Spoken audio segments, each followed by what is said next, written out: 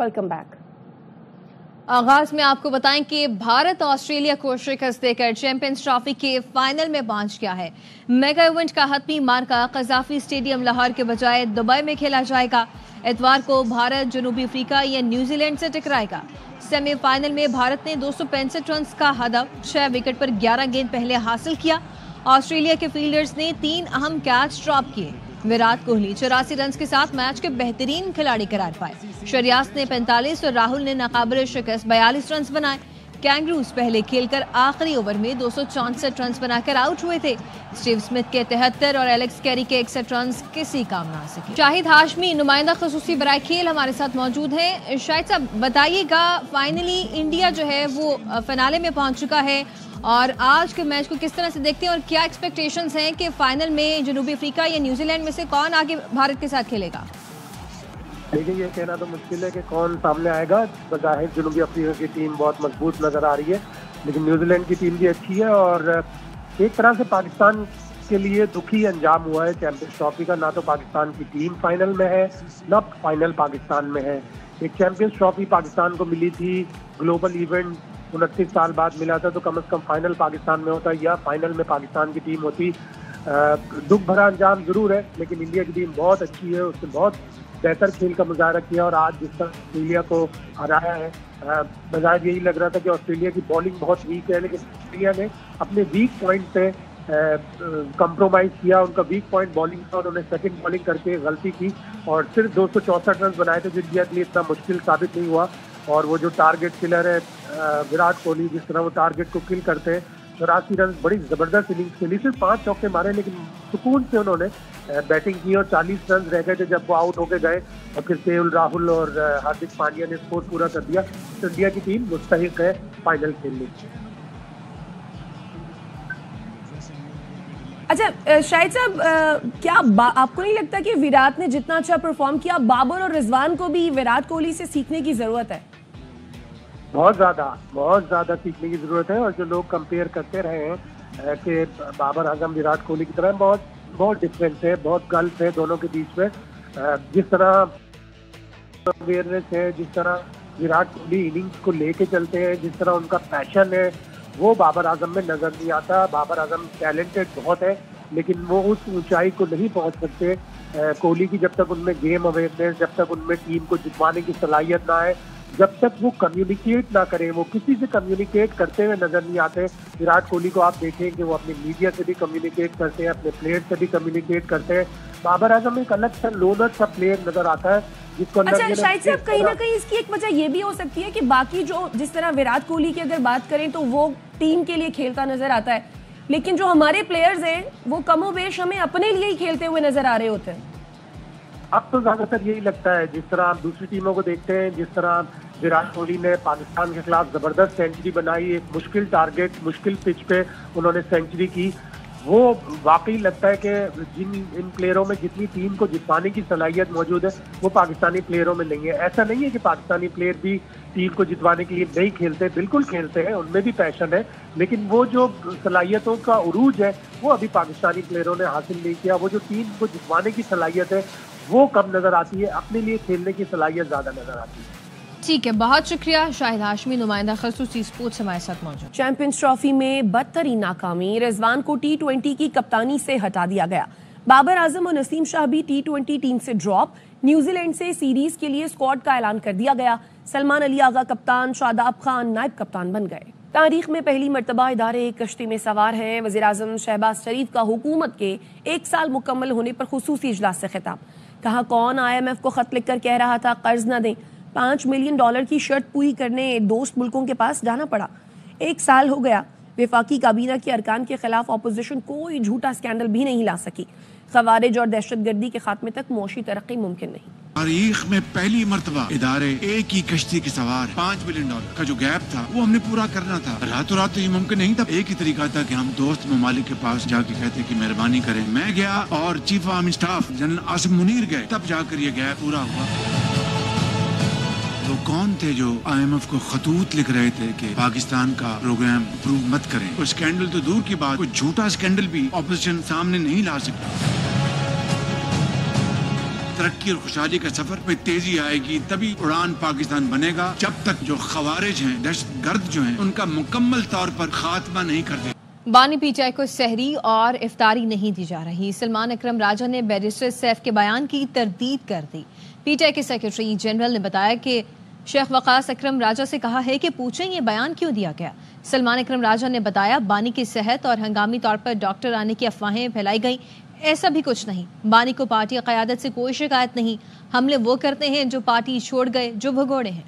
अफवाहें फैलाई गई, सेहत ठीक नहीं है, हंगामी तौर पे डॉक्टर उनको देखने आए हैं, ऐसा कुछ नहीं। और बात चली कि शायद उनको जेल में सहरी नहीं दी जा रही या उनको इबादत में कोई खलल डाला जा रहा है, ऐसा भी कुछ नहीं। पेशावर में वकास अकरम साहब जो हमारे सेक्रेटरी इंफॉर्मेशन है, उनसे कहा है कि इस बारे में वो पूछें कि ये बयान क्यों दिया गया। उनको बिल्कुल अपनी पार्टी से कोई शिकायत नहीं है। ये जो हमला होता है ना लीडरशिप पे, लीडरशिप कुछ नहीं कर रही है, वो लोग करते हैं जो छोड़ चुके हुए हैं पार्टी को, जो भगोड़े। कुछ लोगों ने अपना सियासी कद बढ़ाने की कोशिश की वकालत के जरिए। जिसको खान साहब दें कोई सियासी ओहदा और कहें कि तुम सियासत करो, सियासत उसी को करनी चाहिए। मौलाना फजलुर रहमान साहब की हम इज्जत करते हैं, हम चाहते हैं कि वो इस अलायंस का हिस्सा हों। उनसे क्या गुफ्तगू करनी है वो खान साहब ने हिदायत दी हैं। खैबर पख्तूनख्वा हुकूमत के तर्जुमान बैरिस्टर सैफ ने दावा किया है बानी पीटीआई और उनकी अहलिया को सहरी और इफ्तारी नहीं दी जा रही, उन्हें मजबूरन खाली पेट रोजा रखना पड़ रहा है। अडयाला जेल में बानी पीटीआई और बुश्रा बीबी को इबादात से भी रोका जा रहा है। ओछे हथकंडों के बाइस अवाम में शदीद तशवीश पाई जाती है। मुलाकातों पर पाबंदी रमजान में बानी पीटीआई को अजियत देने के बराबर और अदालती अहकामात की खिलाफ वर्जी है। अदालत को तौहीन अदालत की कार्रवाई करनी चाहिए। दोपहर 12 बजे उठने वाला रोजा कैसे रख सकता है? वज़ीर इत्तलात पंजाब उस्मा बुखारी का रद्द-ए-अमल कहती हैं कि बानी पीटीआई को हफ्ते में 3 दिन गोश्त दिया जाता है, सब्जियां, दालें, चुकंदर का जूस, कॉफी, उबले अंडे और खुश्क मेवे दिए जाते हैं। बुशरा बीबी का जो खाने का दिल होता है वो मुहैया किया जाता है। पेशावर में बैठे शख्स को ख्वाब आया कि आका को खाना नहीं मिल रहा, कोई कार्ड नहीं बचता तो मजलूमियत और हमदर्दी का कार्ड खेलते हैं। पिम्स के 4 सीनियर डॉक्टरों ने कल बानी पीटीआई का तफसीली तिब्बी मुआयना किया और मुकम्मल सेहतमंद करार दिया। अफवाह फैलाई गई बानी के दिमाग में इन्फेक्शन फैल गया, वो बिल्कुल ठीक ठाक और खुश हैं। अडयाला जेल में मुलाकात के बाद अलीमा खानम की सहाफ़ियों से गुफ्तगू। अलीमा खानम ने बताया भाई का कहना है बुशरा बीबी को उन पर दबाव डालने के लिए गिरफ्तार किया गया। बानी ने पेशावर के स्टेडियम से अपना नाम हटाने की हिदायत कर दी है। रूमर्स फैलाए जा रहे थे, सोशल मीडिया पे हम पढ़ रहे हैं कि अब उनके दिमाग में इन्फेक्शन चला गया है, उनको कोई तकलीफ नहीं है। इमरान खान बिल्कुल सेहतमंद लग रहे थे। अगर ये कोई तैयारियां कर रहे हैं ये भूल जाएं। इमरान खान ने फिर से कहा है बुशरा बीबी को इसलिए कैद में रखा गया है ताकि मेरे ऊपर प्रेशर डालें। ये भी उन्होंने आज पूछा कि ये प्रेशर डाल के कौन सी डील चाहते हैं। पेशावर में कोई स्टेडियम है जो इमरान खान के नाम पे रखा गया है, तो उन्होंने कहा है कि ये स्टेडियम का नाम वापस किया जाए। वापस आएंगे ब्रेक के बाद, हमारे साथ रहिए। Welcome back. बालाई इलाकों में बर्फबारी से मंजर तो हसीन हो गया, लेकिन मकामी आबादी को परेशानी का सामना है। बर्फबारी की वजह से सड़कें और स्कूल बंद हैं, सयाहों को भी आने से रोक दिया गया है। एबटाबाद और गलियात में हर तरफ बर्फ ही बर्फ। आसमान से चांदी बरसी तो गलियात का हुस्न मजीद दिलकश हो गया। पहाड़ और मैदान बर्फ से ढक गए। दरख्तों पर उतरी सफेदी ने मंजर सहरंगेज कर दिया। गलियात में 2 फुट से ज्यादा बर्फ पड़ी, रास्ते बंद हो गए। रोजमर्रा के मामलात मुतासिर हो रहे हैं। हमें शदीद मुश्किलात का सामना करना पड़ रहा है। हम अपने मरीजों को, छोटे बच्चों को अस्पतालों तक नहीं ले जा सकते हैं। हमारे पास खुराक की कमी हो गई है। जल्द से जल्द हमारे रास्ते और लिंक रोड खोले जाएंगे। गलियात की तमाम लिंक रोड बंद है। गलियात में सयाहों का दाखिला बंद कर दिया गया। कई यूसीज में स्कूल 7 मार्च तक बंद रहेंगे। गलियात इंतजामिया की जानिब से बड़ी और राबता सड़कों को साफ करने का अमल जारी है। हमारे जो मेन रोड और टाउन के जितने भी रोड हैं, जितने भी सियासी मकाम के जितने भी वो हमारे जो डिडक्शन में आते थे, हम इस रोड सारे क्लियर कर दिए हैं। आजाद कश्मीर में शदीद बर्फबारी के बायस वादी नीलम और वादी लीपा की राबता सड़कें बंद हैं। बाग और रावलाकोट में भी सड़कों पर बर्फ के ढेर हैं। जिला भर के तालीमी इदारे बंद हैं। शुगरा में 1.5 फुट, कागान में 2 फुट और नारान में 3 फुट तक बर्फ पड़ी है। स्वात में पहाड़ों और दरख्तों ने सफेद चादर ओढ़ ली। कालाब में बर्फ की चादर सजी तो सयाह उमड़ आए। शांगला और बुनेर के पहाड़ी इलाकों में बर्फबारी और मैदानी इलाकों में बारिश ने मौसम मजीद सर्द कर दिया। वज़ीर आज़म साहब, आपके ऐलान पर अमल नहीं हो रहा। खैबर पख्तूनख्वा में रमजानुल मुबारक में भी गैस और बिजली की लोड शेडिंग जारी है। गवर्नर KP फैसल करीम कुंडी का वज़ीर आज़म शहबाज शरीफ को खत लिखा, बिजली और गैस की लोड शेडिंग का फौरी नोटिस लें। खैबर पख्तूनख्वा में वाफिर मिकदार में बिजली और कुदरती गैस पैदा करने वाला सूबा है। हमारे वसाइल से पैदा बिजली गैस से हमारा सूबा ही महरूम रखा गया है। रमज़ान में बिजली और गैस की लोड शेडिंग ने सूबे के अवाम की ज़िंदगी अजीरन बना दी। माह रमज़ान का तक़द्दुस इस बात का तकाजा करता है कि शहरियों को पुरसुकून माहौल फराहम किया जाए।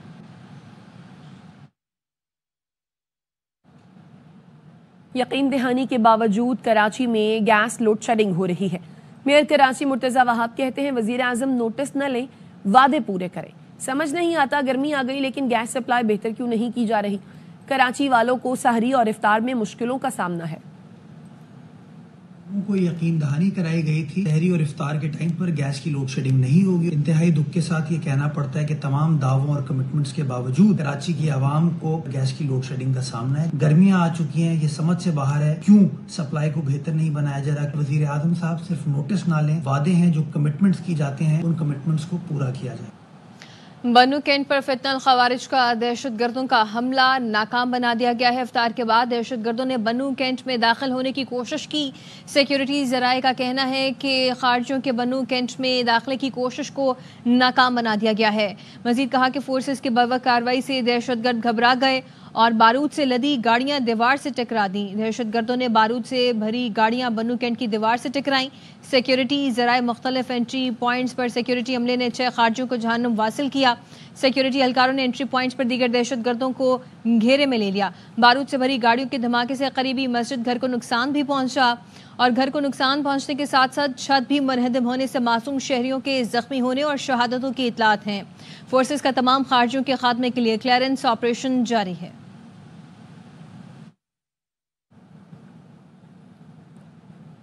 आर्मी चीफ ने सबसे पहले अपने इदारे का एहतसाब करके वाज़ेह पैगाम दिया कि पाकिस्तान सबसे पहले है। सेनेट की कायमा कमेटी बराए मैरीटाइम इजलास के बाद फैसल वादा की गुफ्तगू। कहा स्कैंडल बेनकाब करने के 72 घंटे बाद 60 अरब कौमी खजाने में वापस आ गए। PTI के एहतजाज पर कहा धरना होगा ना कोई एहतजाज होगा, ये इसी तनख्वाह पर काम करेंगे। आर्मी स्टाफ ने हमें कहा कि जी पाकिस्तान पहले सियासतवाद में, और उन्होंने अपने एहतसाब किया अपने इदारे का, तो हमारा दिल भी बड़ा हो गया। मेरे इशू उठाने के 72 घंटे में 60 अरब रुपए एक्सचेकर अकाउंट के अंदर आ गए, जो 2024 में अप्रूवल दी गई थी 500 एकड़ की, वो कैंसिल कर दी है। 2% वाली कहानी भी ठीक निकली, 2% लिए थे और 365 एकड़ के पैसे अब 500 एकड़ आपको नहीं। ना धरना होगा, ना मरना होगा, ना डी चौक होगा, ना कुछ कहानी होगी, ना एहतजाज होगा। ये सब टोपी ड्रामा है, कुछ भी नहीं होने वाला। इसी तनख्वाह पे होंगे। कराची में गार्डन के इलाके उस्मानाबाद में पानी की कमी के बायस शहरी 24 घंटे में दूसरी बार सड़कों पर आ गए हैं। घास मंडी और इतराफ में ट्रैफिक भी जाम हो चुका है। मजीद जानते हैं, सलमान लोधी हमारे साथ मौजूद हैं। सलमान, बताइएगा। उस्मानाबाद की मकीन है, दूसरी बार ये एहतजाज कर रहे हैं। मुजाहिरीन ये कहते हैं सहर हो या अफ्तार, इलाके में पानी का बहरान शिद्दत इख्तियार कर गया है। 18 घंटे कबल भी इलाका मकीनों की जानिब से एहतजाज किया गया था और ट्रैफिक की रवानी मअतल की गई थी। उस वक्त भी इलाका मकीनों को ये यकीन दहानी कराई गई थी कि पानी बहाल कर दिया जाएगा, लेकिन आज भी पानी बहाल ना होने पर इलाका मकीन सड़कों पर निकल आए और एहतजाज करते हुए रोड ब्लॉक किया है। मुश्तर अफराद ने टायर भी जलाए हुए हैं, जिसकी वजह से गार्डन और एतराफ की सड़कों पर बदतरीन ट्रैफिक जाम हो गया है। मुजाहिरीन ये कहते हैं पानी ना होने की वजह से सहर अफ्तार और रमजानों की इबादत करने में दुश्वारी का सामना करना पड़ रहा है। बहुत शुक्रिया सलमान लोधी। वापस आएंगे इस ब्रेक के बाद, हमारे साथ रहिए। Welcome back. जुर्म किसी ने भी किया हो, सजा तो होनी चाहिए। ट्रायल यहाँ हो या वहाँ क्या फ़र्क पड़ता है, सारे फॉरम काबिल एहतराम है। सिविलियंस के मिलिट्री ट्रायल के खिलाफ इंट्रा कोर्ट अपीलों की समाअत के दौरान जस्टिस जमाल खान मदखिल के रिमार्क्स। सिविल सोसाइटी के वकील फैसल सदीकी ने कहा कि ट्रायल में ज़मीन आसमान का फ़र्क है। एक ट्रायल आज़ाद है, दूसरा नहीं। जहां दिफाए पाकिस्तान को ख़तरा हो वहां सिविलियन का मिलिट्री कोर्ट्स में ट्रायल हो सकता है, लेकिन 9 मई वाक़यात में केसेस तोड़ फोड़ के हैं। फैसल सदीकी के दलाइल मुकम्मल। दौरान समाअत जस्टिस मोहम्मद अली मजहर ने इस्तफसार किया, मिलिट्री कोर्ट से कितने लोग रिहा हुए, एडिशनल अटॉर्नी जनरल ने बताया कि 39 रिहा हुए, इस वक्त 66 मुल्ज़मान जेलों में हैं। आईनी बेंच ने समाअत कल तक मुलतवी कर दी। दरखास्त गुजार बुशरा कमर के वकील आबिद जुबैरी दलाइल जारी रखेंगे।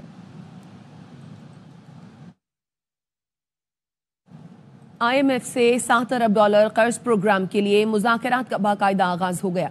मोशी टीम की क़यादत वज़ीर ख़जाना मोहम्मद औरंगज़ेब, जबकि IMF वफ़द की क़यादत नेथन पॉटर कर रहे हैं। वज़ीर ख़जाना मोहम्मद औरंगज़ेब कहते हैं, IMF वफ़द 6 माह की कारकर्दगी का जायज़ा लेगा। हमारी मईशत बेहतरी की जानिब गामज़न है। बैरूनी सरमायाकारों के लिए वसी मौक़े हैं। जदीद टेक्नोलॉजी मद्देनज़र रखकर पॉलिसियाँ बना रहे हैं। Delegation has just arrived for the first 6 monthly performance review in terms of the EFF, status of the economy. I do think we are in a good place with respect to macroeconomic stability. The structural reforms are underway. Now, where do we go from here? And that's where we need to ensure that this time, the opportunity that we have, we use it prudently, we use it wisely for sustainable and inclusive growth, inshallah, as we go forward. वज़ीर आला KP Ali अमीन गंडापुर से बरतानवी high commissioner John Marriott की मुलाकात बाहमी दिलचस्पी के अमूर ख़ुसूसन ख़ित्ते में अमन अमान की सूरत हाल और मुतल्लिका अमूर पर गुफ्तगू हुई। बरतानवी डोनर एजेंसियों के ताउन से जारी अवामी फलाह महबूद की सरगर्मियों पर तबादला ख्याल हुआ। वज़ीर आला KP ने बरतानवी हाई कमिश्नर को बताया कि सूबे में ख़ुसूसन ज़म-ए-इस्लाम में अमन अमान की ख़राब सूरत हाल का सामना किया जा रहा है, जिसका बराह रास्त अफगानिस्तान से ताल्लुक है। सूबे को UNFC में ज़म-ए-इस्लाम के शेयर्स नहीं मिल रहे, जिस ज़म-ए-इस्लाम में तरक्की का अमल मुतासिर हो रहा है। आईनी हक नहीं दिए गए तो सुप्रीम कोर्ट से रुजू करेंगे। वज़ीर आला ने बताया कि KP में सियाहत और मादनियात के शोबों में बैरूनी सरमायाकारी के बेपनाह मौक़े मौजूद हैं। गैर मुल्की सरमायाकारान शोबे में सरमायाकारी करें, तमाम सहूलियात फराहम करेंगे। अफगान महाजरीन के वतन वापसी से मुतल्लिक वफाक का जो फैसला होगा उस पर अमल किया जाएगा। तहरीक इंसाफ के मरकजी सदर चौधरी परवेज इलाही का JUI सीन के सरबराह मौलाना हामिदुल हक की शहादत पर गहरे दुख का इजहार।